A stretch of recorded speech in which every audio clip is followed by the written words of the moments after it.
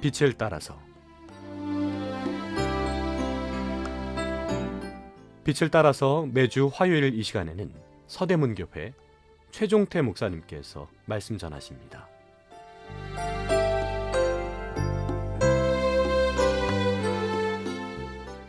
시청자 여러분, 안녕하십니까? 지난 시간에 이어 구원의 목적에 대해 계속 상고해 보겠습니다. 이번 시간은 구원의 목적 두 번째로 예배자로서의 삶입니다.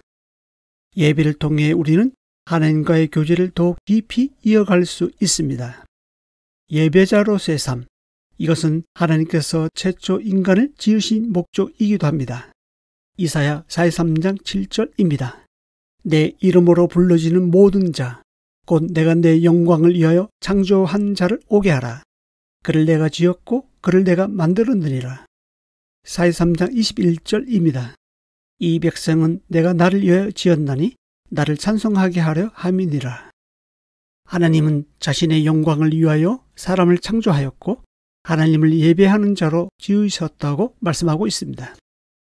에베소서 1장에는 창세전에 우리를 택하사 자기의 아들들이 되게 하신 것에 대해 나옵니다. 1장 6절, 12절, 14절을 보면 그의 영광을 찬송하게 하려 하심이라고 3번씩이나 말씀하고 있습니다. 즉 하나님이 우리를 지으신 목적이자 구원하신 목적은 하나님을 예배하게 하는 것에 있다는 것입니다. 하나님은 교회를 예배 공동체로 부르셨습니다. 그렇기 때문에 구원은 예배자로서의 삶의 시작이라고 할 수 있습니다. 예배에는 두 가지 요소가 있습니다.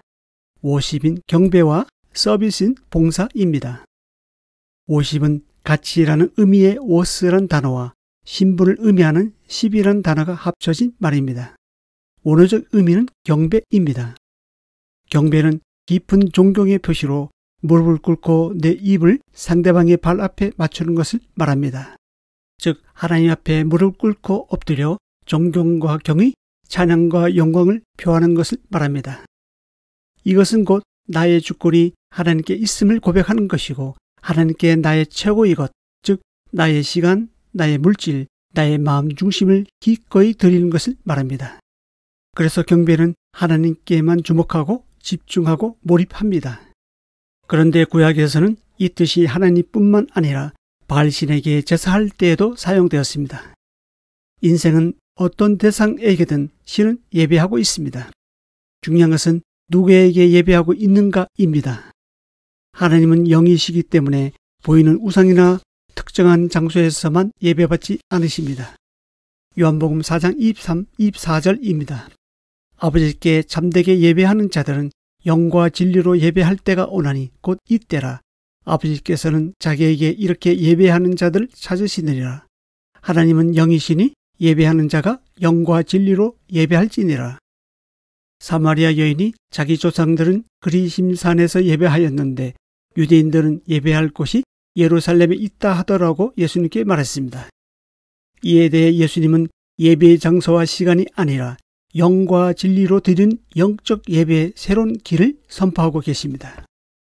이스라엘 백성들이 타락할 때처럼 하나님이 제일 싫어하는 것이 있는데 그것은 가식적이고 입술로만 드리는 예배입니다. 구약의 사마리인이나 유대인들은 보이는 성전에서 제의적이고 형식적인 예배를 드렸습니다.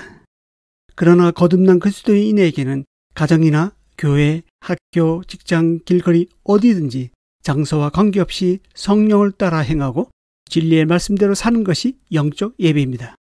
다시 말해 내가 서 있는 그곳이 어디든 관계없이 하나님께 존경과 경의, 찬양과 영광을 표하는 것이 참되게 예배하는 것입니다.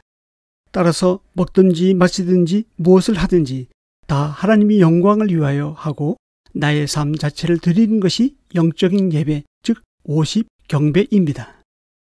그래서 예배는 하나님이 인간에게 내려준 최고의 선물이자 구원받은 자가 누릴 수 있는 최고의 특권입니다. 하나님은 자기에게 이렇게 예배하는 자를 찾으십니다. 성경의 역사를 보더라도 예배가 무너지면 신앙의 모든 것이 무너졌습니다. 반면 예배가 살아나면 모든 것이 살아났습니다. 하나님은 우리를 예배하는 자로 삼으시기 위해 우리의 죄를 없애주시고 왕같은 거룩한 제사장으로 부르셨습니다. 이것이 하나님이 우리를 지으신 목적이요, 우리를 구원하신 두 번째 목적입니다. 예배의 다른 요소는 서비스, 즉 봉사입니다. 서비스의 원어적 의미는 일한다, 섬긴다는 뜻입니다. 이것은 제사장이 성막에서 제사 드리기 위해 수고하는 섬김, 봉사를 말합니다. 구약의 대부분의 제사장들은 백성들이 죄를 속하기 위해 가지고 오는 짐승들을 제사 드리기 위해 엄청난 수고를 해야 했습니다. 살아있는 짐승을 죽이고 가죽을 벗기고 통째로 번제단에 태우고 각을 뜨고 피를 받아야만 했습니다. 거의 하루 종일 걸리는 힘든 노동이었습니다. 모든 제사장이 짐승의 피를 가지고 성소로 들어가지는 않았습니다. 정해진 제사장 외에는 모두가 성막의 뜰이나 성전 뜰에서 일해야 했습니다.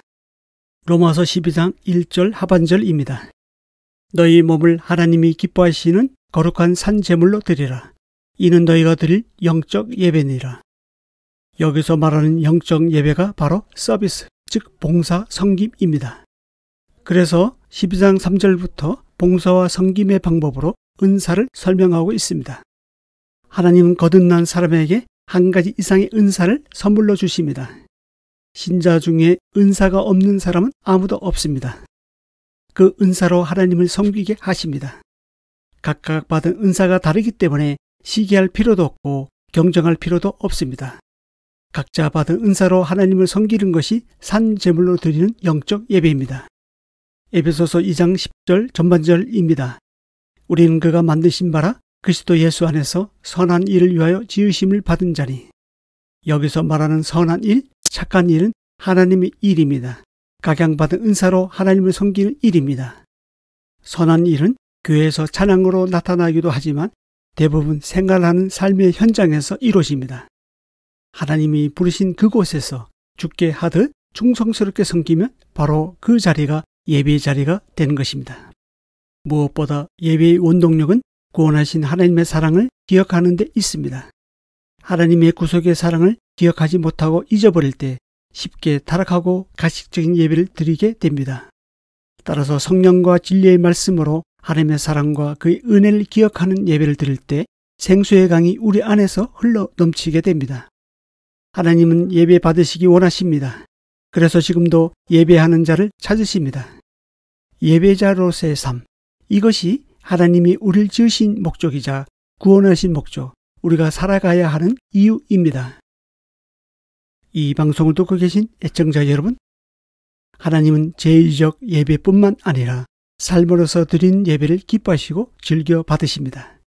말씀과 기도로 하나님과의 사귐이 깊어질수록 삶에서 드린 예배는 더 풍성하게 될 것입니다. 하나님은 자신을 예배하는 거룩하고 왕같은 제사장으로 우리를 부르시기 위해 그리스도를 십자가에 내어주셔서 우리의 죄를 속해 주셨습니다. 구원은 단순히 죄를 사하는 소극적인 것에 있지 않습니다.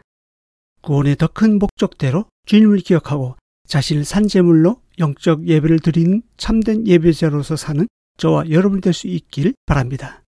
다음 시간에 이어서 말씀드리겠습니다. 감사합니다. 빛을 따라서 지금까지 서대문교회 최종태 목사님께서 말씀 전하셨습니다.